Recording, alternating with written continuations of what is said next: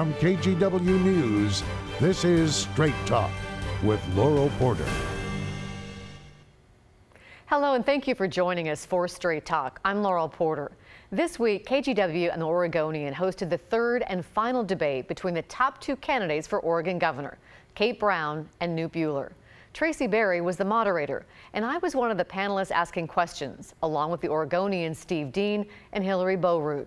Tonight, we want to bring you some of the debate highlights. The topics included PERS, education, vaccinations, Oregon sanctuary status, the Columbia River crossing, among others. And we start with a question about abortion. Representative Buehler, good evening. Good evening. Now that Brett Kavanaugh has been sworn into the U.S. Supreme Court, many women in Oregon are concerned about what that means for the future of women's reproductive rights in this country. You have said you are pro-choice, but you voted against a 2017 Oregon law that in part was aimed at making abortions and reproductive services more affordable. There's also some speculation amongst conservatives you might be open to restricting abortions if elected governor. I know this is a complex issue, but how do you convince Oregon women who are concerned about this that you would protect their reproductive rights and their health care? Yeah, sure. Look, Roe v. Wade is the law of the land. It will remain the law of the land in Oregon while I'm governor. And I have been pro-choice most of my adult life, and it stems from being a physician. I believe in the importance, the personal nature of that relationship between a woman and her physician, where politics and government shouldn't intervene. And I believe in empowering women on this issue, meaning I, in the legislature, wrote and passed the first bill in the nation to allow women to get access to birth control over the counter, the same kind of access that men have enjoyed for decades now. You might ask why Governor Brown makes a claim that I'm not pro-choice. And the answer is a simple one. It's all about politics. Governor Brown knows that when people in Oregon understand that I'm pro-choice, I'm moderate, and I'm an independent-minded Republican, she is quite likely to lose this election. I'd like to just follow up. Is there any bill restricting abortion rights you would be open to if you were governor?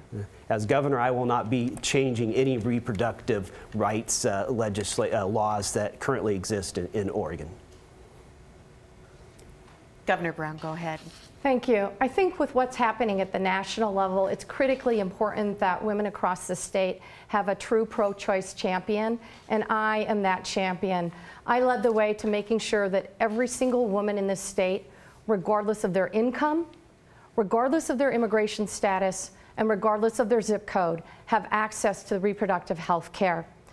This is one of those things. Representative Buehler tells some voters one thing and other voters another. Unfortunately, that game won't work tonight because the whole state is watching. Not only did he vote no on the Women's Reproductive Health Act that would have ensured that women had access to reproductive health care, he sought the right to life endorsement when he was running for the legislature. Can I rebut that? No, I'm sorry. Hillary? Governor Brown, I'd like to turn next to the economy. Economists are saying that we could be headed into a recession in 2020. So I'm wondering, how are you preparing now for the next downturn when Oregon could be facing huge budget cuts? Well, I've talked to business leaders around the state, and one of the ones that I've talked to said state government needs to do three things. It was Tamara Lundgren, it's Schnitzer Steel. Number one, invest in infrastructure. Number two, make sure that we are investing in workforce development. And number three, that we're tackling regulatory reform. As you know, the economy is doing extremely well in Oregon right now under my administration. We have the lowest unemployment rate in Oregon history. Unfortunately, that economic prosperity doesn't include our rural communities and our low-income communities. That's why I've fought to invest in housing, in roads and bridges, in water infrastructure and broadband to meet our rural communities' needs. I've fought to quadruple the funding for career and technical education so our students can have access to hands-on learning. And we also have a great regional solutions team, people on the ground in communities around the state working to cut red tape and make sure that our businesses can expand and grow in communities around Oregon. Representative? Yeah. Well, Governor Brown talks about a lot of programs and percentages, but at a time of record revenue, the state government have never had more revenue coming into the Treasury. Despite that, Governor Brown has signed into law $1.3 billion in new taxes. New taxes that Oregon has never even seen. Taxes, a new payroll tax, a new sales tax on automobiles, a new health insurance tax. Think about what Governor Brown would do to your taxes in another 4 years in office. Now remember, this is at a time of record revenue. We need to plan for the future, and I'd propose putting some of the increased access that we've seen, fortunately produced by hardworking Oregonians, in a rainy day fund to prepare for the future and make sure we protect important state programs.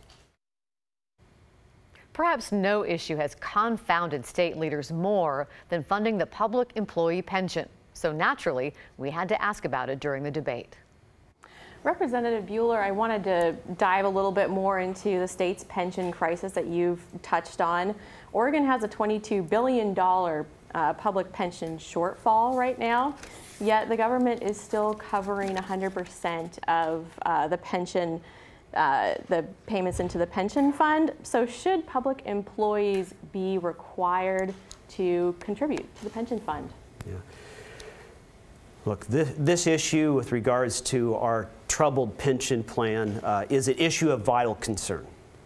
It should be an issue of vital concern to hardworking public employees. They should want me to be Oregon's next governor to address this problem. My concern for them, if we don't fix it, the pension they're expecting could be worth pennies on the dollar. And it's certainly an issue of vital concern to the kids I saw in Reynolds School District, 32 fourth graders per teacher. What I'll do is elevate this issue to the top of the political agenda by not signing a single new spending bill until I have a PERS reform bill on my desk.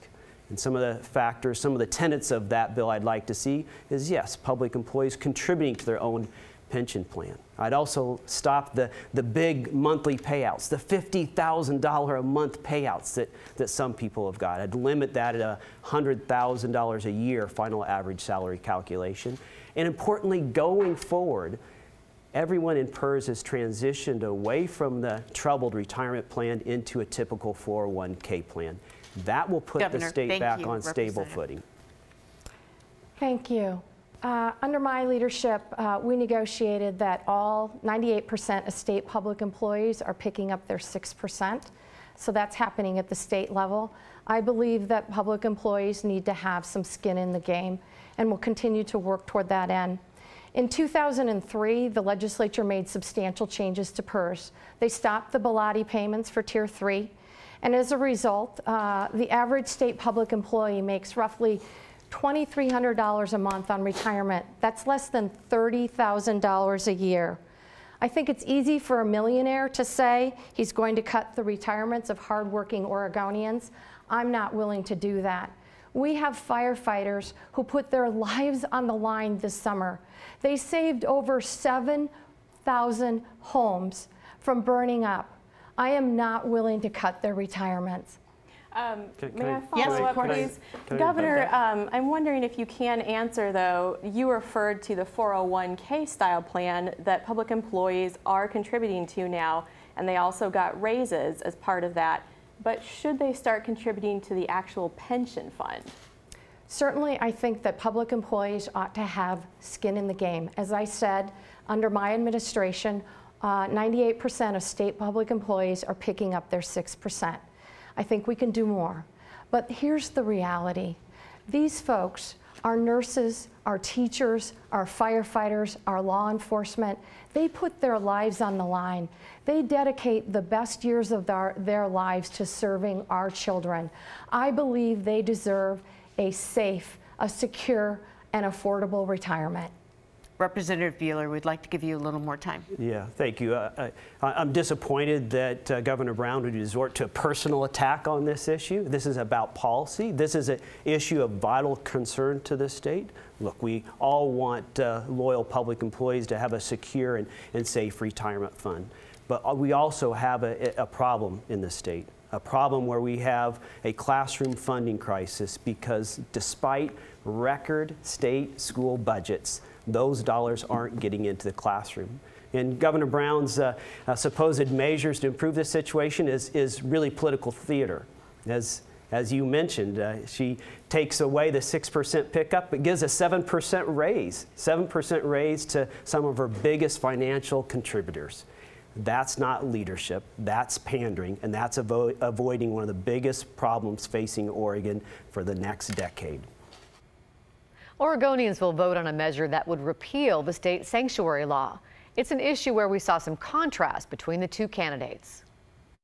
Representative Buehler, 30 years ago, Oregon's sanctuary law passed with the approval and the applause of 87 of the state's 90 legislators. You told conservative talk radio you want to repeal it. You subsequently argued that local law enforcement shouldn't enforce federal immigration law, even as you advised OPB there's too much confusion with regard to this. Clear that up for us, Newt, and explain how your support of ballot measure 105 reflects the values of this state. Yeah. Well, certainly our immigration system is broken in this country.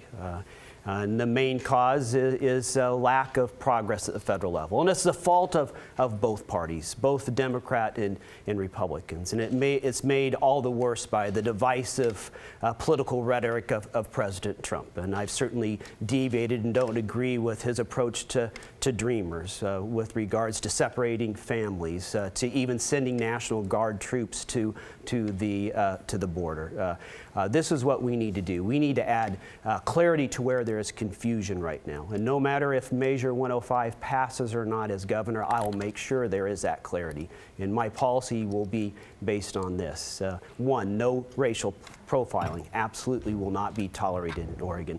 Number two, no matter if you're a citizen or here undocumented, you need to feel safe and secure approaching law enforcement, especially if you're a victim or a witness to crime.